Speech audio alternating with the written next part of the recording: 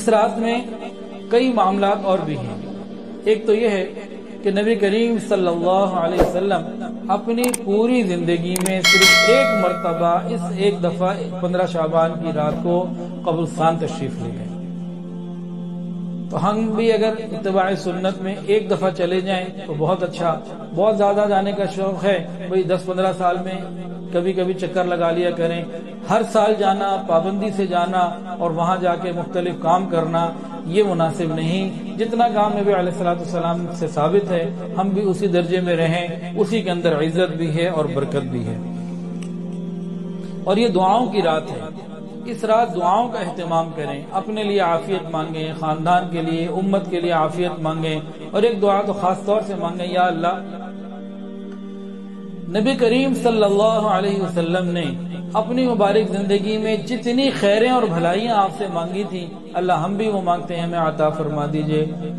اور یا اللہ نبی کریم صلی اللہ علیہ وسلم نے جتنے فتنوں سے اور شرور سے اور تکلیفوں سے، پریشانیوں سے نجات اور پناہ آپ سے مانگی تھی، اللہ ہمیں ان تمام چیزوں سے نجات اور پناہ عطا فرما دیجئے. جملہ بہت مختصر ہے، حدیثی میں سکھایا ہوا ہے، لیکن نبی علیہ السلام کی 23 سالہ دعاؤں میں جو کچھ آپ نے مانگا وہ سب ان جملوں کے اندر آ جاتا ہے. تو ہم یہ اللہ تعالیٰ سے خوب مانگا کریں. اللہ تعالیٰ بہت مہربانی کرنے والے ہیں. تو یہ رات عبادت کی رات ہے. حضرت علی رضی اللہ تعالیٰ عنہ سے روایت ہے، نبی علیہ السلام نے ارشاد فرمایا کہ شعبان کی 15ویں رات ہو تو تم نماز میں کھڑے رہو اور 15ویں رات کو گزار کر صبح کا روزہ رکھو. اس رات مغرب کے وقت سے ہی اعلانات دیے جا رہے ہوتے ہیں جو شروع میں بتائے گئے. تو اس رات کی عبادت کرنا یہ بھی حدیث میں موجود.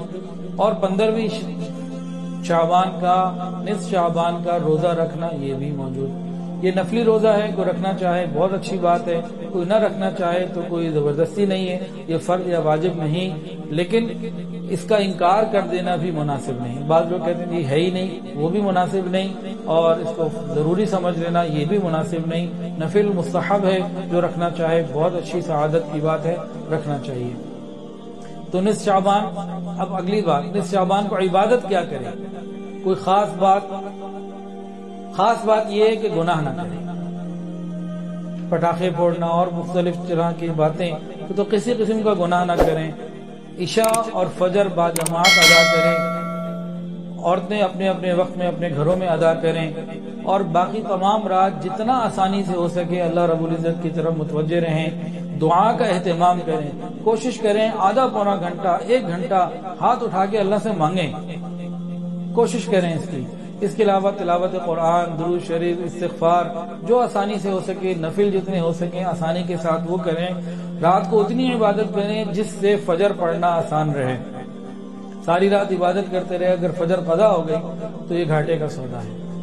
کوئی خاص طریقے کے نفل، کوئی خاص تعداد کہ فلاں رکعت میں یہ پڑھنا ہے اور اتنی دفعہ پڑھنا ہے، ایسی کوئی چیز حدیث سے ثابت نہیں. آسانی یہ رکھی گئی ہے کہ جس کا جس چیز میں دل لگتا ہو وہ اس رات عبادت کر لے.